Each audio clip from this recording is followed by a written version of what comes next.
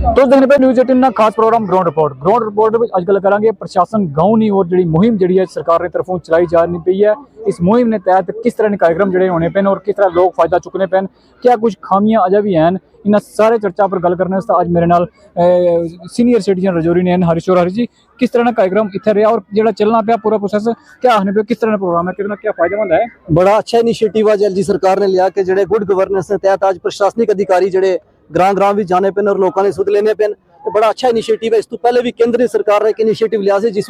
Central minister ग्रां ग्राने भी आए और बड़े बड़े बड़े काम जो साढ़े प्रोजेक्ट सन उस तो सैंक्शन होए। लेकिन आज टांगरी ने भी जड़ा है टांगरी ब्लॉक हैडक्वार्टर पर कार्यक्रम हुआ होया, इसी थोड़ी जी कमी इतना महसूस की गई क्योंकि लोगों पब्लिक की उतना इंटीमेट नहीं किया गया और प्रशासनिक अधिकारी भी उस स्तर पर नसन इतना पूछे। बड़ा वड्डा टांगरी एक इलाका है, पूरे 17 पंचायतना सेंटर है, हैडक्वार्टर है। इतना जो भी प्रोग्राम होगा लोगों इंटीमेट किया जाना चाहिए। मेरा पुनः अगर ऐसे डीसी साहब होगा कि जिला भी ये प्रोग्राम हो लोगों की मास पार्टिसिपेशन वास्ते पहले लोगों इंटीमेट किया जाना चाहिए क्योंकि एलजी सरकार और केंद्रीय सरकार ना ये विजन है कि आज केंद्रीय सरकार चाहिए कि ग्रास रूट लेवल पर जो है प्रशासनिक अधिकारी कम करन। और जिस प्रकार की सेंटर नीति है कि केंद्रीय मंत्री अगर साढ़े बीच अगर उस टाइम पर आए और साढ़े बड़े बड़े वड्डे प्रोजेक्ट उसला सैंक्शन होए। असना इतना दराल ने एक शकरमार प्रोजेक्ट है जो लगभग 1000 करोड़ से ऊपर प्रोजेक्ट है, वो भी उस टाइम सैंक्शन है जिला सेंट्रल मिनिस्ट्री था पूजे और बड़ा अच्छा इनिशिएटिव से आज उस कड़ी के तहत जिला एलजी सरकार ने एक इनिशिएटिव लिया। प्रशासनिक अधिकारी असना भी चाहे बड़ा अच्छा लगना है जिला लोगों ने कम इसने होने अगर कुछ कार्ड बनाने अगर कुछ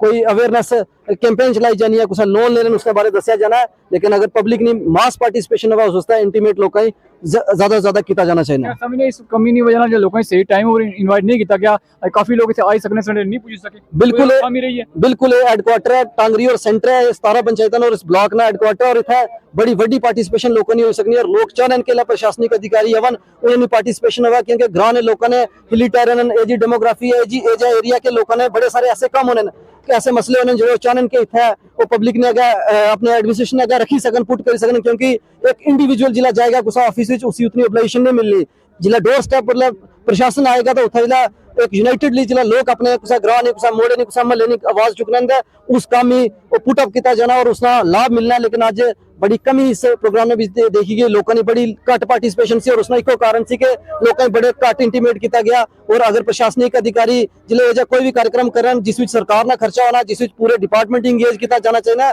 इस प्रोग्राम में सफल बनाने वास्ते जब तक लोगों की पार्टिसिपेशन नहीं हो लगी ये सफल नहीं हो सकना। अवेयरनेस नहीं है, जहाँ जानकारी है ही नहीं किसी चीज़ की, जब तक यहाँ के लोकल या ऑफिसर लोग बताएंगे। ज़्यादातर लोग जहाँ के अनपढ़ हैं और इन चीज़ों के बारे में जो स्कीमें आती हैं गवर्नमेंट की वो हमें पता नहीं होता, अवेयरनेस नहीं है, अवेयरनेस की जरूरत है। जहाँ ये तक क्या इतना खास करके जितने भी डिपार्टमेंट आए उन्होंने मेन जो एक डिपार्टमेंट है जिस डिपार्टमेंट जो टांगरी बिल्कुल डिफंग है वो बाकी डिपार्टमेंट सारे एक्टिव होने सारे रिस्पांस जो 100% दे सकेंगे। डिपार्टमेंट ने शिकायत की थी कि दसे गए अधिकारियों की देखो उन्हें डिपार्टमेंट ऐसा दसा गया हायर अथॉरिटी उन्हें कोई अधिकारी बड़े लेवल आए को नहीं। मेरे सामने इतने जड़ा उन्हें एक कोई आया सीगा डेली वेजर या वर्क सुपरवाइजर उन्हें जड़ा एक डिपार्टमेंट है उन्हें की आना चाहिए ना इस तरह प्रोग्राम होने अधिकारी आना चाहिए। देखो अस तुसें चैनल के माध्यम डीसी रजौरी अस ये अपील कर सके टांगरी रजौरी ने हार्ट है और इसी दौरा गल हरीश बाती साहब ने इस है कि ये ब्लॉक के 17 पंचायत 17 नहीं 24 पंचायत डीडीसी भी छोड़ो इसने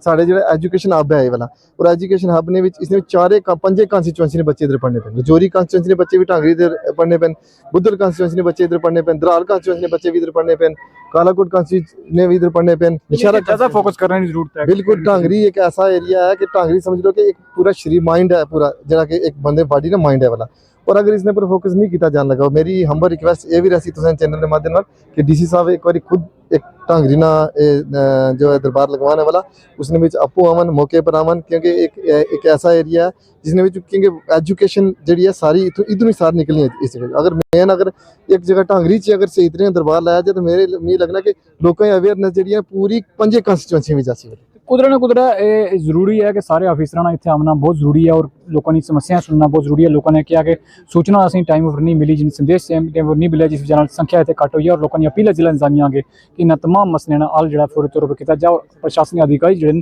सारे इन कैंपों में आवन। न्यूज़ 18 खास ग्राउंड रिपोर्टर रजौरी तो मैं शक्ति शर्मा।